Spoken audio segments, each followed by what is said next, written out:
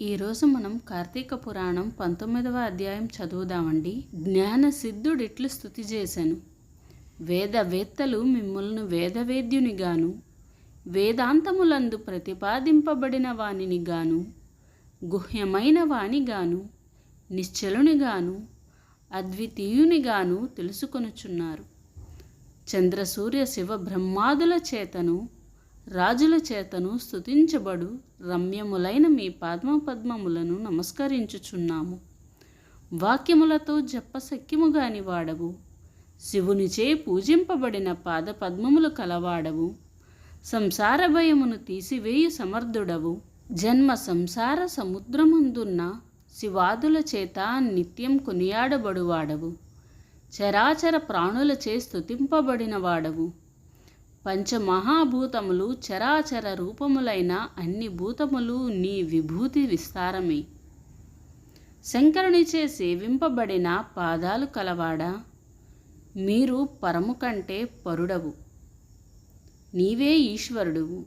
ఈ చరాచర రూపమైన ప్రపంచమంతయను దానికి కారణమైన మాయతో కూడా నీ యందు తోచుచున్నది.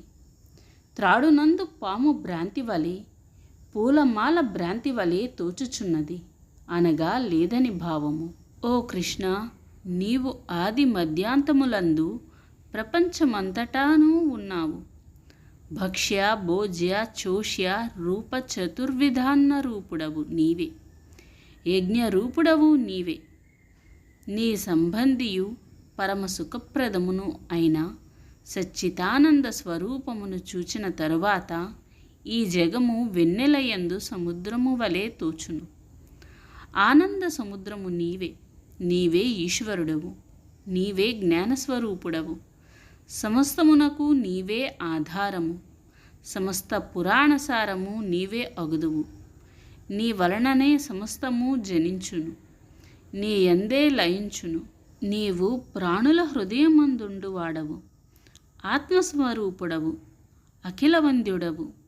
మనస్సు చేతను చూడసఖ్యముగాని నీవు మాంసమయములైన నేత్రములకెట్లు గోచరమగుదువు. ఓ కృష్ణ, నీకు నమస్కారము. ఓ ఈశ్వరా, నీకు నమస్కారము. ఓ నారాయణ, నీకు నమస్కారము. నన్ను ధన్యుని చేయుము. మీ దర్శన ఫలము విఫలము చేయకుము. ఓ పరమపురుష, నీకు మాటి మాటికి నమస్కారము. ఓ దేవేశ, నన్ను నిరంతరము పాలించుము. నీకు నమస్కారము. సమస్త లోకములందు పూజించదగిన నీకు నేను మ్రొక్కెదను. ఇందువలన నా జన్మ సఫలమగుగాక. నీకేమీయూ కొరత పడదు గదా. నీ జ్ఞానానికి లోపము ఉండదు గదా. నీవు దాతవు, కృపాసముద్రుడవు.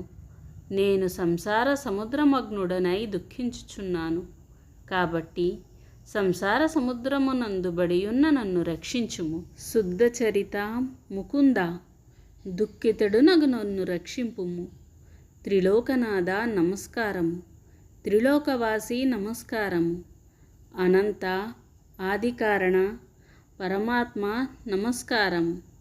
పరమాత్మ రూపుడవు, పరమహంసపతివి, పూర్ణాత్ముడవు, గుణాతీతువు, గురుడవు, కృపావంతుడవు. కృష్ణ, నీకు నమస్కారము. నిత్యానంద సుధాబ్ధి నివాసివి, స్వర్గమోక్షప్రదుడవు, భేదరహితుడవు, తేజోరూపుడవు, సాధుహృదయ పద్మనివాసివి, ఆత్మరూపుడవు, దేవేశుడవు అయిన ఓ కృష్ణ, నీకు నమస్కారము. ప్రపంచమును పుట్టించి పోషించి సంహరించువాడా, నీకు నమస్కారము. వైకుంఠ నిలయ వ్యాసాదుల చేత కొనియాడబడు పాదములు గల కృష్ణ, నీకు నమస్కారము. విద్వాంసులు నీకు నమస్కారాదులు చేసి నీ పాదభక్తియను పడవచేత సంసార సముద్రమును దాటి తేజోమయమైన నీ రూపమును పొందుదురు. అనేక బోధనల చేతను, తర్కవాక్యముల చేతను, పురాణముల చేతను, శాస్త్రముల చేతను, నీతుల చేతను మనుష్యులు నిన్ను చూడలేదు. నీ పాదభక్తి అను కాటుకను ధరించి నీ రూపమును చూచి దానినే ఆత్మగా భావించి తరింతురు. గజేంద్ర, ధ్రువ, ప్రహ్లాద, మార్కండేయ, విభీషణ, ఉద్ధవ ముఖ్య భక్తులను కాపాడిన ఓ హరి, నీకు నమస్కారము. నీ నామమును కీర్తించినంతలో సమస్త పాతకములను నశించును.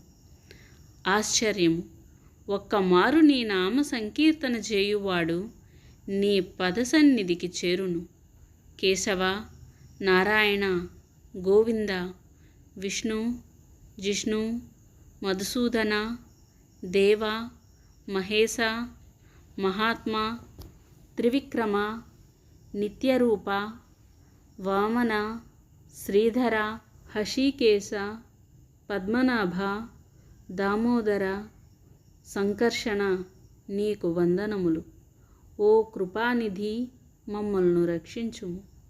ఇట్లు స్తుతి చేయుచున్న జ్ఞానసిద్ధునితో భగవంతుడు చిరునవ్వుతో ఇట్లనియే, ఓ జ్ఞానసిద్ధ, నీ స్తోత్రమునకు సంతోషించి తిని.